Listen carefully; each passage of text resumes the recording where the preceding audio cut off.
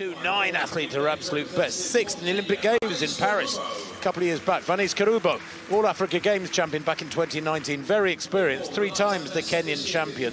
Best of 55.12. This year, that's her lifetime best. Lavina Awusi of Ghana goes in lane 4. 55.75 is her lifetime best, again, from earlier on this year. She was a semi-finalist in the NCAA Championships, Awusi. And there's Emily Newnham being given a big cheer. Just 11 days ago, that lifetime best. She's in super form. Lane 3 for her.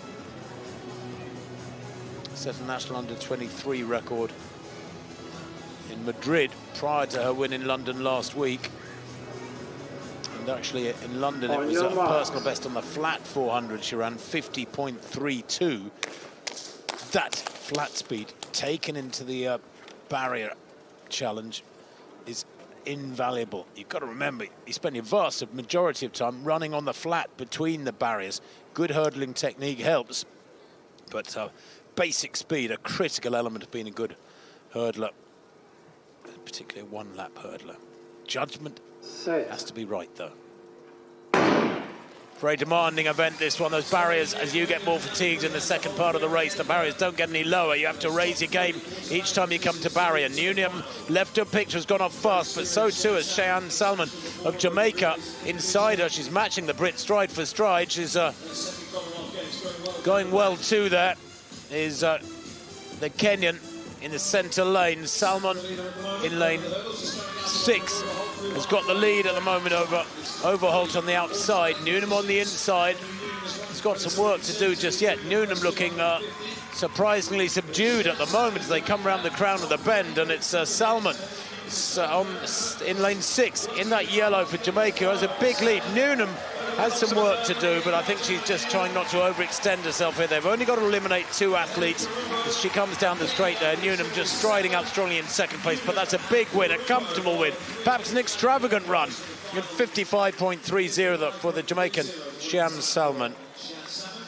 She's only half a second outside her season's best there, Salmon, but she obviously feels good hard blowout was worthwhile. Nice run from her. Newnham on the inside there, fresh from that flat personal best in London and a hurdles personal best in Madrid, running with real confidence there and control to finish in second place, Danny. That was a story of 2 different races there, wasn't it, Tim? You had Shiann Salmon, who took it out quite hard and aggressively and ran it how you'd expect it to. You run the first 300 metres really hard, get over those last barriers coming into the home straight, and then you can shut down. Whereas Emily took it quite conservatively through the first 250 metres and then just did enough to get herself into that qualifying position. Well, Salmon looked to be in a different race. There are phantom competitors alongside her there. She's working pretty hard here down the home straight too. Emily Newnham to the right of picture in lane 3 for England. Long way behind the Jamaican. I'm just waiting for a confirmation of those times in that first heat. Salmon 55.30, Newnham 56.08. So the fat end of a second behind the Jamaican. And there you can see the Ghanaian Awusi and Overholt of Canada in the hot seats, because they were 4th and 5th in that first of 2 heats, and 2 athletes will be 55.30. That is the number that defined the opening heat of the women's 400 meters hurdles at the 2026 Commonwealth Games. Not because it is fast, Shiann Salmon's personal best sits at 52.97, which means she crossed the line nearly 2.5 seconds slower than she is capable of running. But that 55.30 told the full story of this event in a single data point: composed, controlled, and aimed at something bigger ahead. The question this video answers is simple. When the fastest athletes in a field deliberately run below their ceiling, how do you read what actually happened? If you watch this heat looking for fireworks, you miss everything. By the end of this breakdown, you will be able to look at any first round 400 meters hurdles heat and immediately identify who is managing their race, who has already shown their hand, and who is quietly moving into position for the rounds that matter. This heat had all 3. Salmon entered this competition as the most decorated name in the field. A two-time Commonwealth Games silver medalist, a World Championships silver medalist, a 52.97 personal best set in 2024, a time that ranks her among the fastest women ever over this distance. Her championship pedigree means she has run these situations hundreds of times, and it shows in how she approached 400 meters of controlled discomfort. The 400-meter hurdles is a race of decisions as much as it is a race of fitness. 10 barriers, each 76.2 centimeters tall, spaced 35 meters apart after a 45-meter opening run. The standard approach for elite women is 13 strides between hurdles for the first half of the race, shifting to 15 strides once lactic acid accumulates and stride length shortens. When that transition happens, and how cleanly an athlete executes it, is one of the most reliable indicators of fitness and race management you will find anywhere in athletics. Salmon's 55.30 splits, extrapolated from the race pattern, suggest she ran the first 200 meters in approximately 26.2 seconds, then maintained a controlled second half around 29.1 seconds. For reference, her 52.97 personal best almost certainly involved a first 200, around 24.8, and a second 200, around 28.2. The gap is not fatigue, it is margin. She was running inside herself by at least 1.2 to 1.4 seconds per 200-meter segment. Here is the part that does not make sense on the surface. Sanique Walker, also Jamaican, ran 54.83 in the very next heat, faster than Salmon's winning time.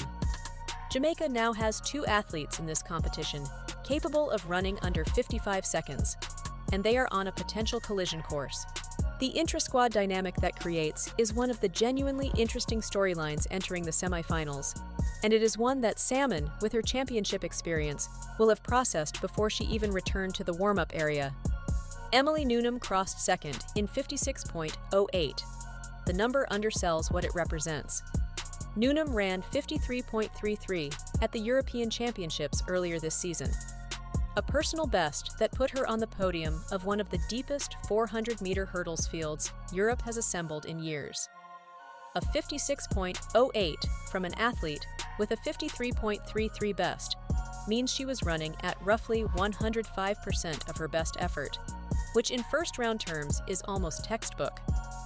Her stride pattern showed no signs of early round fatigue, and her hurdle clearances were compact and efficient throughout. The most surprising thing about Newnham is not the time, it is the trajectory.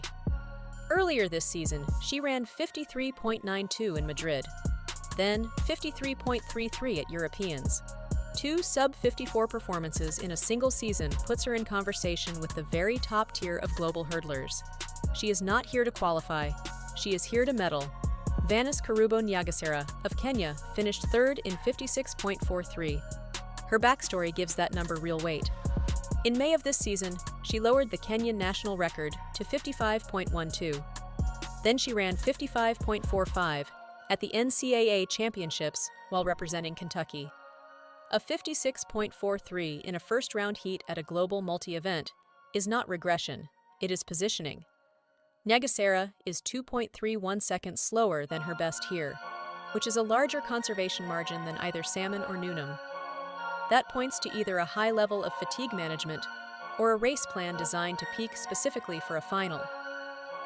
So the real question entering the next round is this: which of these athletes has more to give, and which has already shown the ceiling? The times do not tell you, the margins do. Brooke Overholt of Canada posted 56.83 in fourth. The Canadian is capable of low 55-second running and has the experience to use a conservative heat as a physical reset before she opens up in the semi-final. Lavina Ewusi of Ghana rounded out the field in 57.54, a solid performance at championship level from an athlete still building her major games profile. What stands out about this heat is not who qualified, it is what was withheld. 5 athletes with personal bests averaging below 55.5 seconds, running a heat between 55.30 and 57.54. The gap between what they showed and what they carry is where this competition lives. The deciding factor entering the next round is stride management across hurdles 7, 8, and 9.